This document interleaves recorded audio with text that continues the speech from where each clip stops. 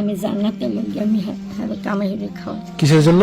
জান্নাত, আমি জান্নাত যাইতে পারি যেন আমার স্বামীর উসিলায় যেন আমি জান্নাত যাইতে পারি, সেই জন্য আপনি তারা কামাই করে খাওয়ান। হয় হয়। একটা মা, তার বয়স হচ্ছে 90 বছর প্লাস, তাকে জিজ্ঞাসা করেছে আপনি আপনার হাজবেন্ডকে কেমন ভালোবাসেন।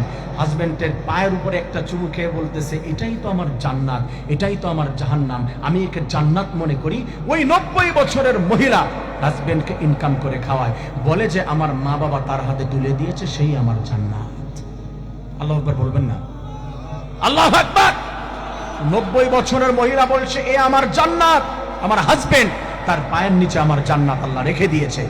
সে যদি আমার জন্য খুশি, আমার আল্লাহর আরশ খুশি, আমার আল্লাহ খুশি, আমি জান্নাতে চলে যাব। 90 বছরের একটা মা নয়, আমার দাদি বয়সী, সে যদি স্বামীর পায়ে চুমু খেয়ে বলতে পারে মুখে একটাও দাঁত নাই, এই বুড়ি মহিলা বলছে ও আমার জান্নাত, আমি সর্বোচ্চ ভালোবাসি, বলতে বলতে কান্না করে দিয়েছে।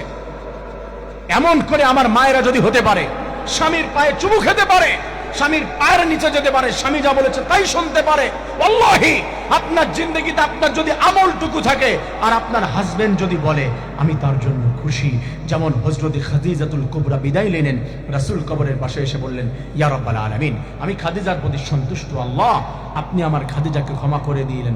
আল্লাহ তাআলা বলছে এ নবী, আমার বন্ধু আপনি টেনশন করছেন কেন? আমি তো খাদিজাকে সালাম দিয়েছিলাম, এই খাদিজার প্রতি আমিও খুশি, আমি খাদিজার সওয়াল জবাব সহজ করে দিয়েছি, আমি তাকে জান্নাতি বানিয়ে দিয়েছি। আমার মায়েরা যদি আজ ওই যে বুড়ি মহিলার মতো যদি স্বামীকে আজ ভালোবাসতে পারে, তার খেদমত করতে পারে, জান্নাত দান করে দিবেন কে? আরো জোরে কে? এই যে বুড়ি মহিলার বিষয়টি দেখে আমার অবাক লেগেছে, এত বছর বয়সে স্বামীকে ইনকাম করে খাওয়ায়।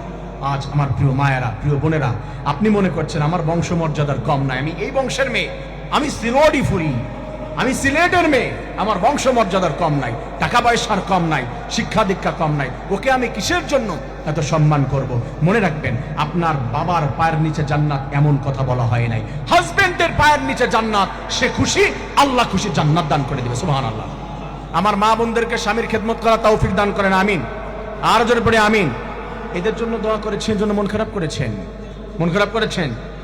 আপনার প্রত্যেকটি মা এবং বাবা আমার জান্নাত এবং জাহান্নাম। যে মায়েদের কথা বলেছি তারা আমাদের মা না?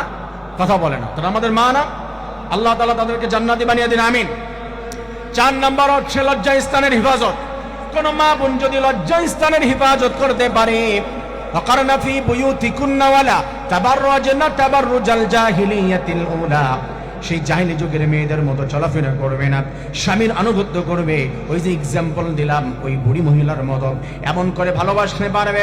রাসূল কারীম সাল্লাল্লাহু আলাইহি ওয়াসাল্লাম জানিয়ে দিয়েছে, আর যদি কোনো মেয়ে লোক পর্দা করতে না পারে, আল্লাহর পক্ষে রাসূলের পক্ষে থাকতে না পারে, আল্লাহ রাসূল সাল্লাল্লাহু আলাইহি ওয়াসাল্লাম জানিয়ে দিয়েছেন নিসাউন আরিয়াতুন কাসিয়াতুন মাইলাতুন মুমিলাত, যে মেয়েরা ড্রেস আপ করার পরে অর্ধ উলঙ্গ থাকে, সৌন্দর্য প্রকাশ করে দেয়, লা ইয়াদখুলনাল জান্নাহ, আল্লাহ তাআলা তার হাবিবের মাধ্যমে বলেছে জান্নাতে প্রবেশ করতে পারবে না, ওয়ালা ইয়াদখুলনাল জান্নাতা রিহাহা, এবং জান্নাতের সুঘ্রাণ পর্যন্ত তারা পাবে না, নাউযুবিল্লাহ। আল্লাহ তাআলা আমাদের প্রত্যেকটি মা বোনদেরকে এই 4টি আমল করে জান্নাত হিসেবে কবুল করে নিন, আমিন।